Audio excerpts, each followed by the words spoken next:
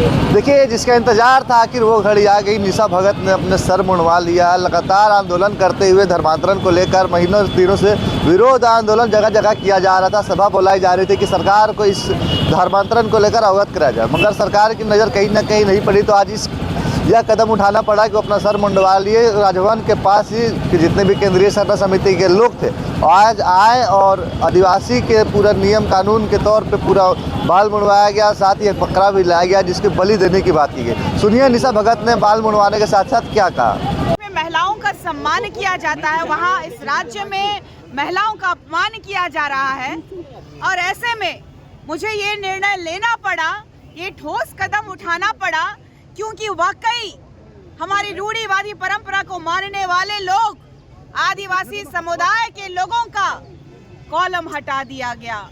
हमारी अस्मिता पे लगातार प्रहार किया जा रहा है अंग्रेजों के द्वारा, जो भारत देश में ईसाई धर्म का प्रचार प्रसार जोर शोर से हुआ, लेकिन हमारे झारखंड राज्य में मिशनरियों का मिशन लगातार, आप देखिएगा कि चंगाई के माध्यम से कभी किसी का पैर टूट जाता है तो वो चलने लगता है, कान में अगर सुनाई नहीं देता है तो वो सुनने लगता है, आंखें नहीं दिखती तो देखने लगता है। ऐसे अंधविश्वास के माध्यम से मिशनरियों के मिशन को यहाँ के चर्च के दलालों के माध्यम से हमारे समाज को लगातार हानि पहुंचाई जा रही है और लगातार हमारे आरक्षणों का दुरुपयोग इन धर्मांतरित ईसाइयों के द्वारा किया जा रहा है। इस भारत देश में सभी धर्मों को मानने की आज़ादी है।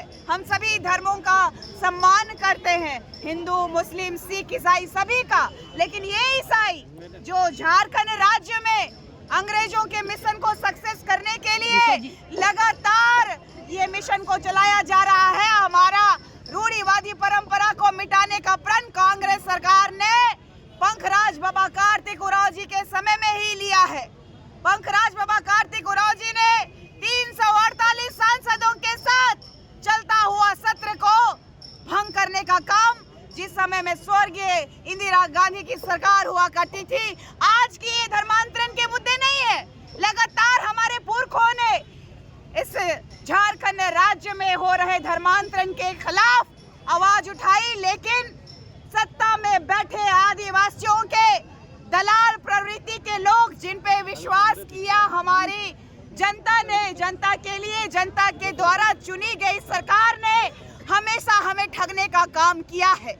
और इस राज्य के मुखिया जो हेमंत बाबू, उनके पिताजी भी इस राज्य के पूर्व सीएम के रूप में हमारे झारखंड में उन्होंने शासन किया, लेकिन आज तक हमारे गांव में सड़कें नहीं पहुंच पाई, बिजली नहीं पहुंच पाया है, हमारे यहाँ अच्छा स्वच्छ पानी पीने के लिए नहीं है। और आज ये सरकार ढकोसलाबाजी कर रही है, हमारे बच्चों को वृद्धा देखा जाए तो क्या बोलते हैं इसको, छात्रवृत्ति नहीं मिल रही है, हमारा जो वृद्धा लोग हैं उनको वृद्धा पेंशन नहीं मिल रहा है, यहाँ विकास का सभी काम ठप हो गया है जस्ट बिकॉज ऑफ इन लोगों का मैया समान योजना। और ये लोग समाज को भूल चुके हैं।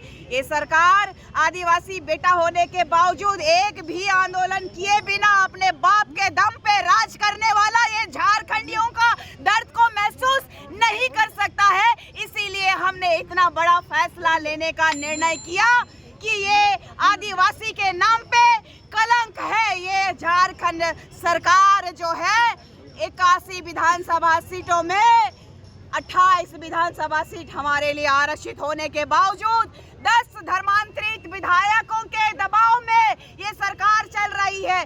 10 धर्मांतरित ईसाई मिशनरियों के मिशन को सक्सेस करने में कामयाब रहे हैं, इसीलिए ये सरकार ईसाई और कसाई की सरकार है।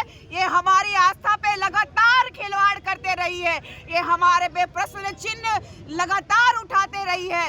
आदिवासियों को इस सरकार में सिर्फ और सिर्फ नक्सल बोल करके मारा गया है, इसका जीता जागता प्रमाण सूर्य नारायण हांसदा, जो उसको फर्जी एनकाउंटर में मार दिया गया।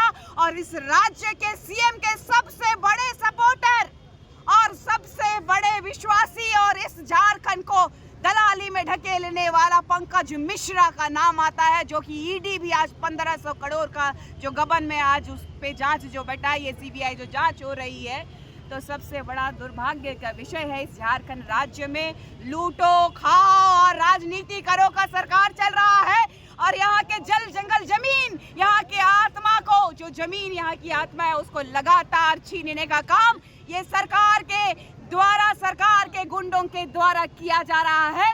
इसीलिए हम धर्मांतरण का विरोध करते हैं, डिलिस्टिंग की मांग करते हैं, आदिवासी अस्मिता को बचाने के लिए, आदिवासियों के लिए कॉलम का डिमांड करते हैं।